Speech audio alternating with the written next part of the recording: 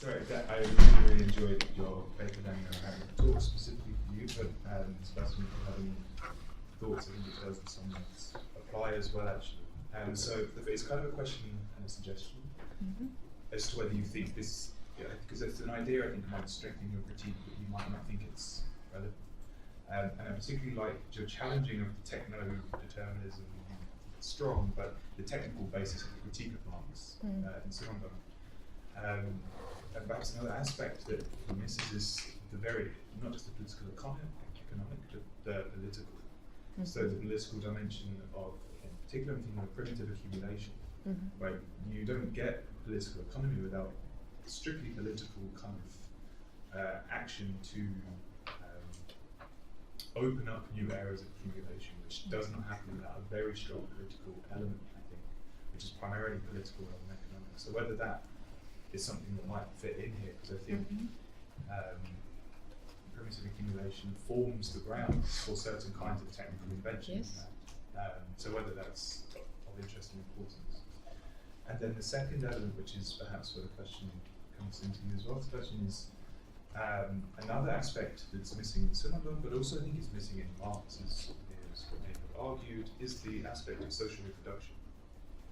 So this kind of hidden abode, as Nancy Fraser calls it, this idea that we don't have capitalist valorization processes without unremunerated forms of labour, most people obviously housework and things like this.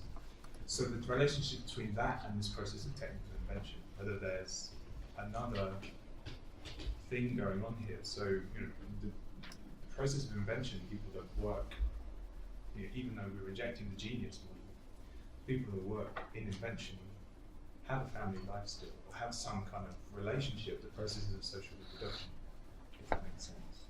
So to enable social invention to happen, technical invention to happen, you have to have these processes by which society is reproduced, which aren't strictly technical, if that makes sense, particularly if we're considering in the realm of political economy. So whether that's something which you think is relevant to this critique, or is it something that Simondon might account for where Marx doesn't? So where Simondon might have advantage over Marx, if that makes sense. It's a little bit goal. So the question to you, Sebastian, would be whether you think there's a role of primitive accumulation also in what you're discussing, i.e.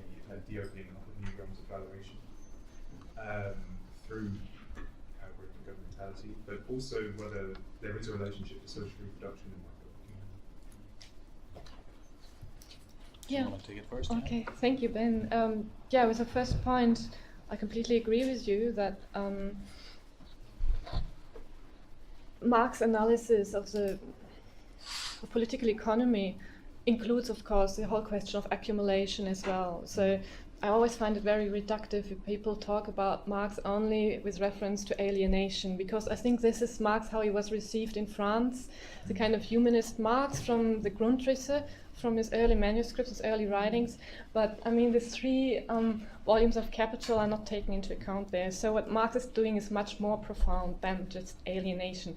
And I don't think that Simondon's account of psychophysiological alienation is very helpful, because it really remains on that subjective level and not the level of the whole economy and political economy. And yeah, you're right, he doesn't take account of accumulation or anything like that. But then I think it's also a little bit in the cybernetic spirit, because this was anti-communist, anti-Marxist, explicitly anti-political. That's how they wanted it to be. They were talking about social change, yes, education was important, like the social scientists participating in the group of cybernetics. They had interesting educational programs, but I would make a difference between this kind of social change and education and a political critique. So I would separate that. And your second point on reproduction, I don't quite get why you think that Simondon can account for that and Marx not, because I think this is an important element in Marx as well, because Marx talks about this set of essential relations and their reproduction. The reproduction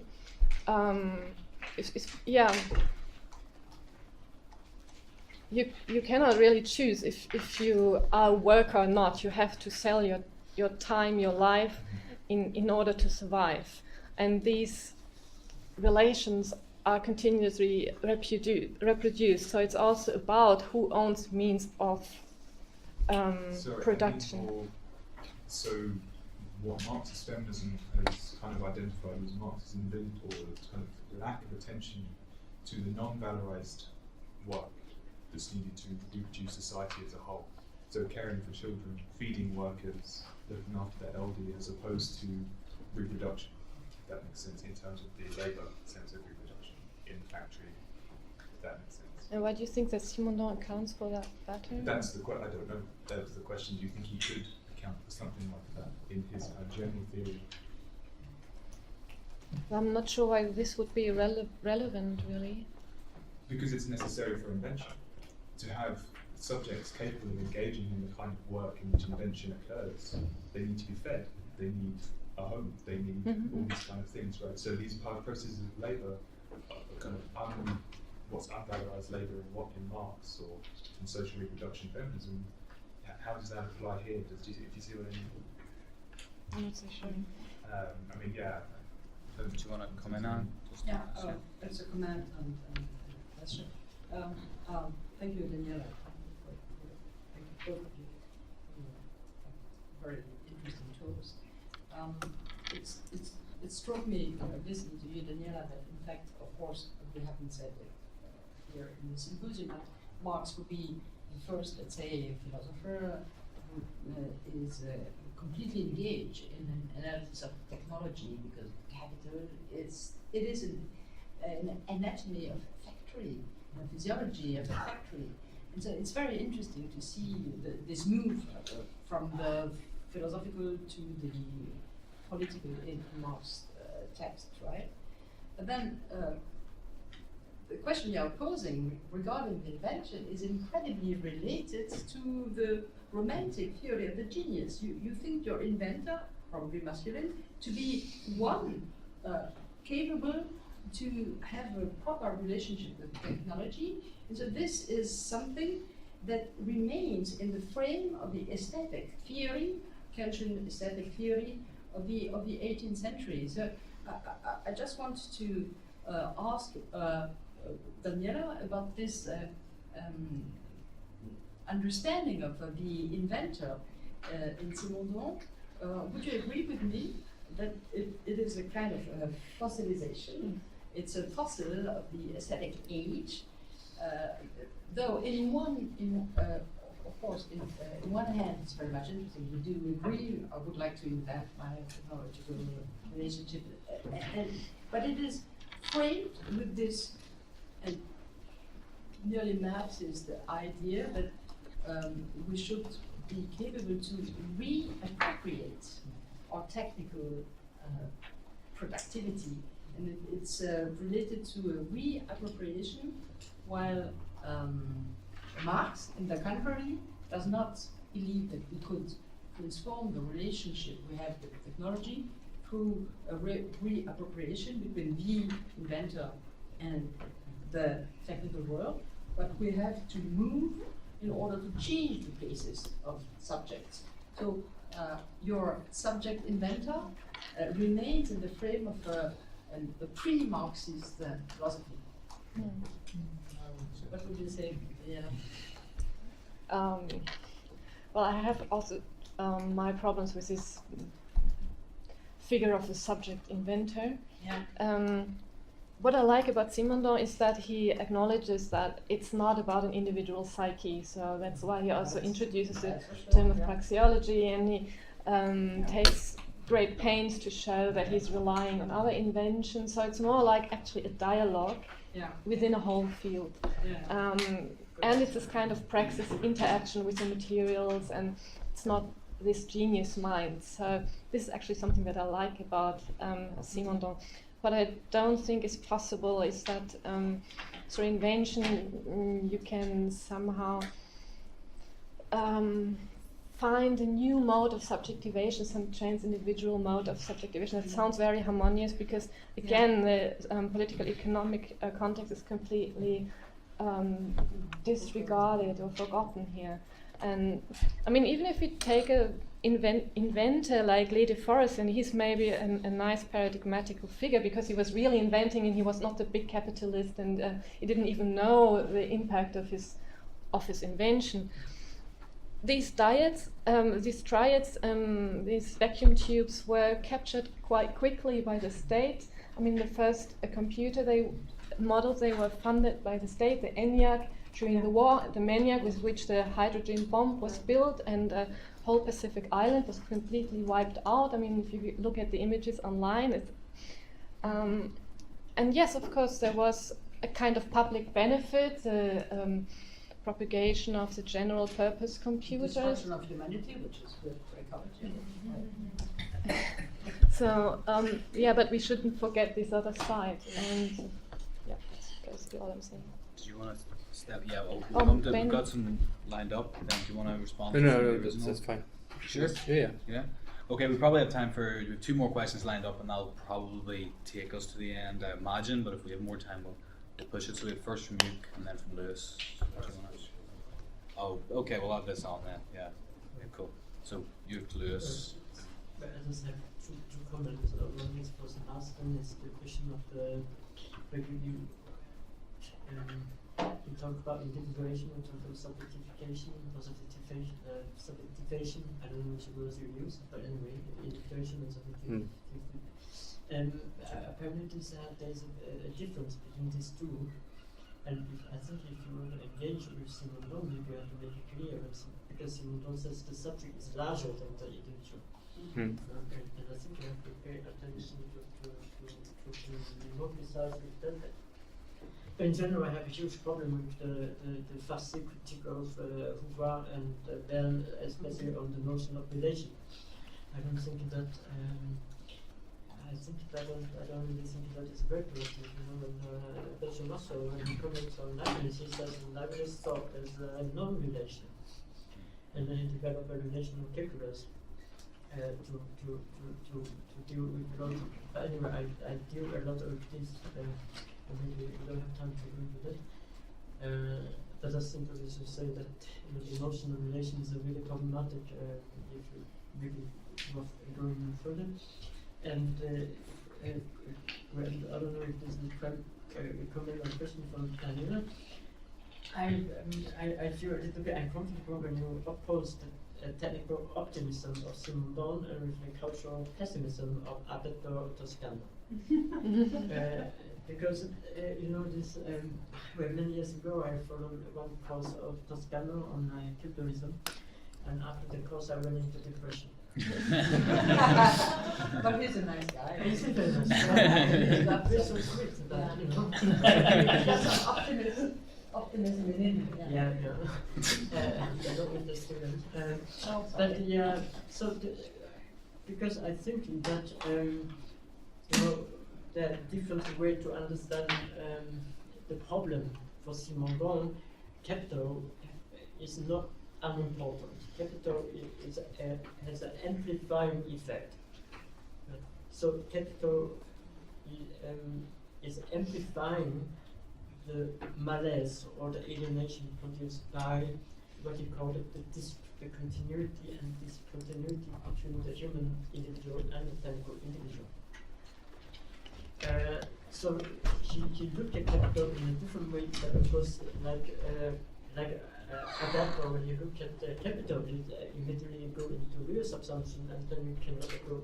You don't really have a way to go out of it, and then you so that's a this opposition seems to me rather problematic, and I don't really think that Simondon's critique is simply psychical, physiology, and what is the other word? Psychology and psychological and physiological, because in that passage, when in Du Mode, when Simondon mentioned about Marx, he is actually addressing the question of savoir technique, of technical knowledge.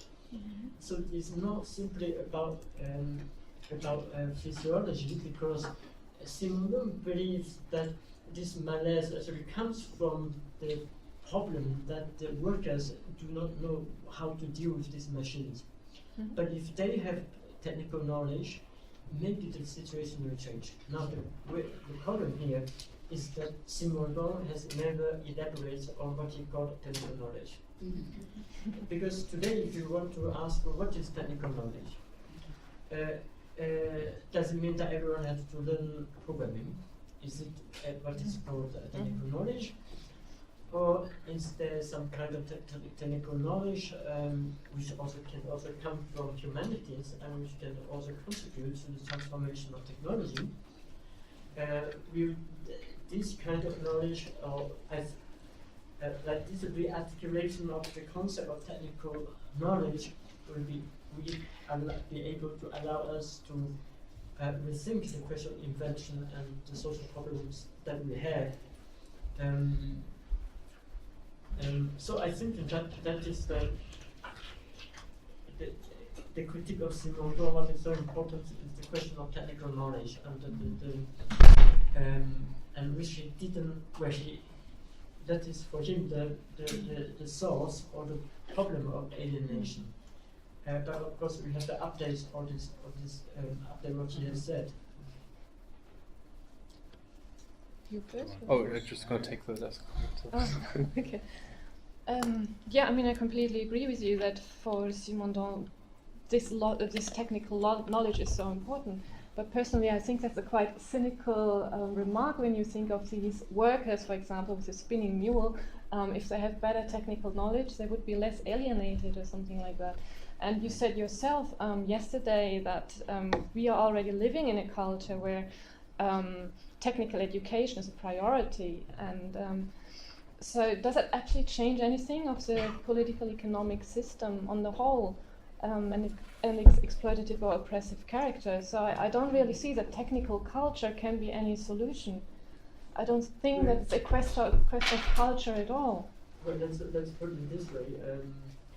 When Simondon says that even though the workers learn how to use these machines, but they actually don't know how to maintain these machines and to develop them further, that if the workers have this knowledge, they will be able to work like a handyman or craftsman that Anne has also said in an interview with Ellie Rim. Oh yeah.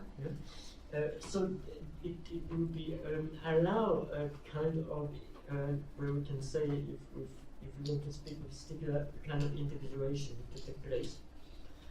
Now the second point is that with the technical knowledge, of course, it will also allow us to think about alternatives.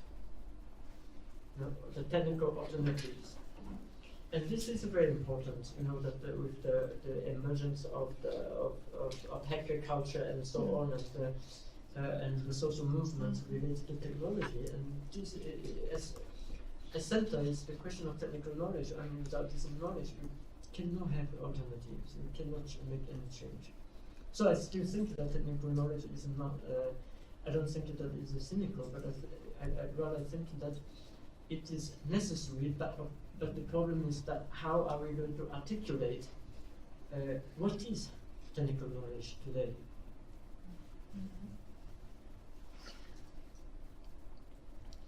Okay, I also thought for a while that this might be a possible political line of flight, these kind of hacking or maker spaces, or just also activism over the internet. But yes, to be honest, I grew a little bit more skeptical also by listening to people presenting papers on activism, online activism, for example, in China.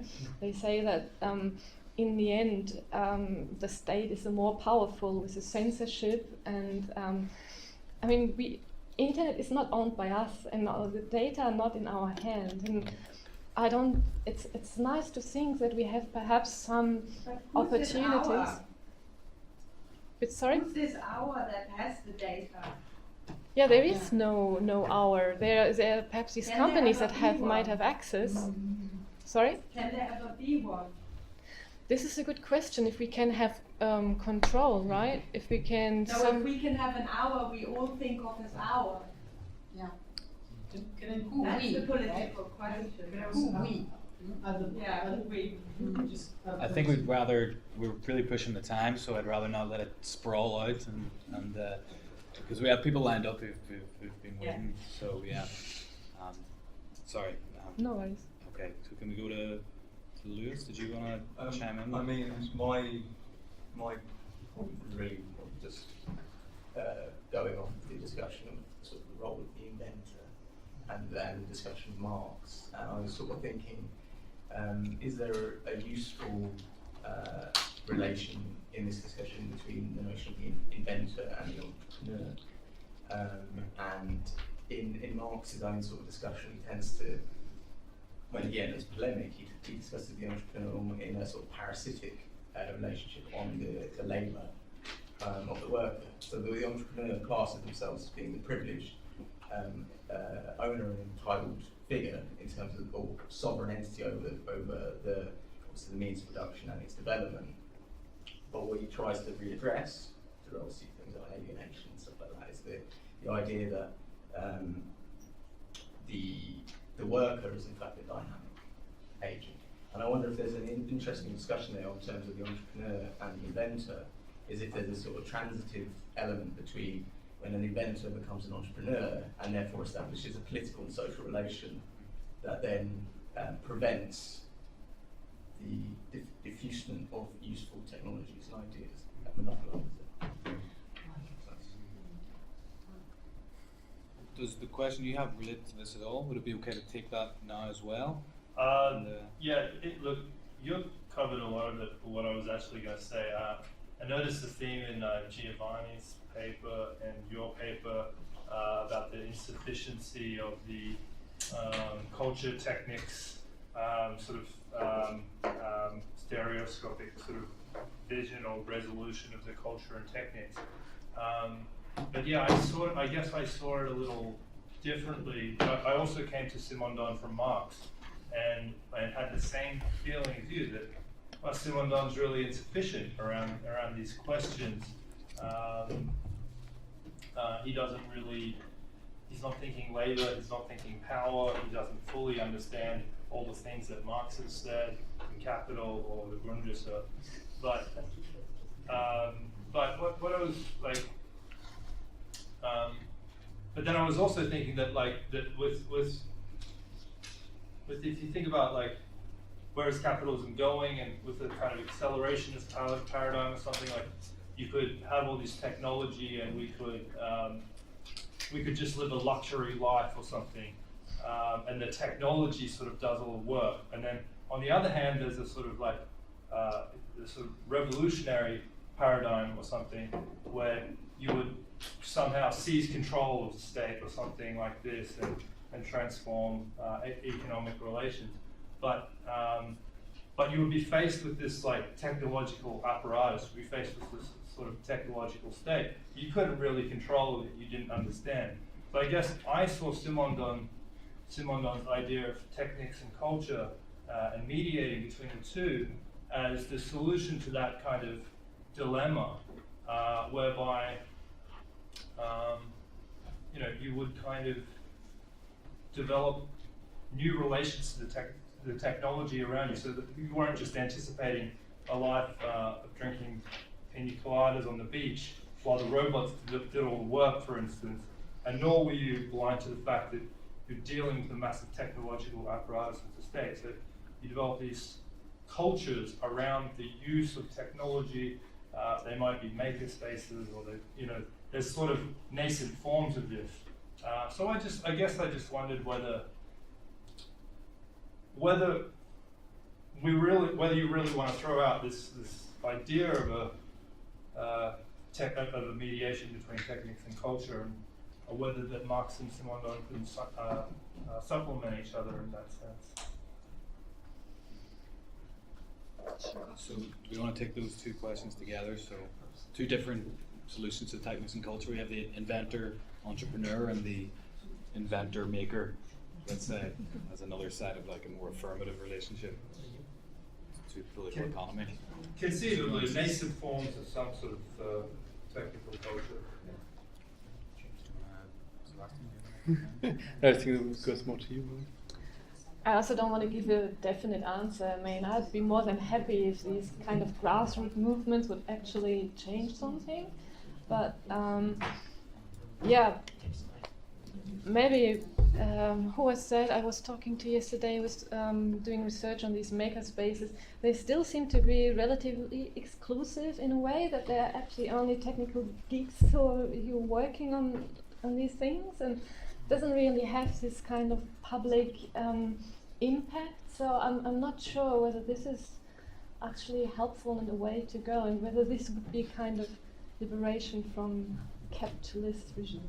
No, it's not that you're liberating from it. It's that, like, in the end, you have to develop some culture around you. You have to mediate technology and culture.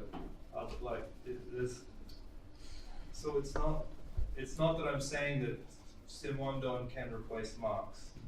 It's more that Marx doesn't adequately think the relation we have to technology. I thought maybe that they could both be. Does that make sense? I don't think what Simondon's proposing can substitute for revolutionary practices or undermine capitalism or something. But I think it is nonetheless essential for now. So I think we have a final comment from you, Kim, and if we have any final comments from you guys, and then we'll wrap it up. So there's final comments to this. Very urgent. Okay, urgent comments, right? Okay, we'll take these two together and really keep it 2 sentences, right? Because we're about 40 minutes behind. The question of technical knowledge and hacker space and phablet and so on. The key question is not that we are producing a platform that belongs to us but follow the same logic of capitalist platform. You understand what I mean? So it's not, of course, when you have these hackers and they create a social network that looks like a Facebook, of course that's not solve the problem. Yeah? Because in Facebook there is a kind of epistemology, there are some epistemological and non-ontological suppositions which follow the logic of accumulation of data, of accumulation of capital. So in order to reinvent a new technology, we have to question these ontological and epistemological presuppositions in technology, and that is why what I call technical knowledge, that is not purely about technical and programming. But this is what the accelerationist and this is what the hackers don't pay attention to. And that is why we need to re-articulate what is the technical knowledge. I'm just going to make a quick contextual point, which is that the French Marxists in the same period that Simondon is writing Dumont are thinking about precisely this issue. They're thinking about why contemporary technology, which has moved on from the 19th century, large ensembles, precisely as Simondon conceives them, even if you say get rid of property relations and the labor-capital relation, you're still left with forms of domination because knowledge is so important to the functioning of these large-scale technological systems. So there's a kind of charitable way of reading Simondon, which would be that he is actually aware of this problem. Maybe he doesn't care. He doesn't have the same concerns that Marxists in the same period would have. But he is picking up on a problem that they're trying to think about as well, which is this problem of technical knowledge. Because domination remains in large ensembles, even if you get rid of. Are you sure that in French Marxism of this day, knowledge would be technical? Castelghetti and the Argument group, they're debating precisely this problem, and it gets picked up by early Italian workerism in the early 60s. This is Greek political philosophy in this case, right? Castelghetti. Okay. Any final comments from? I think we could just leave Yeah. it. Like, Yeah. we Like- don't Yeah. All right. Okay, can we thank Sebastian and Daniela for a really interesting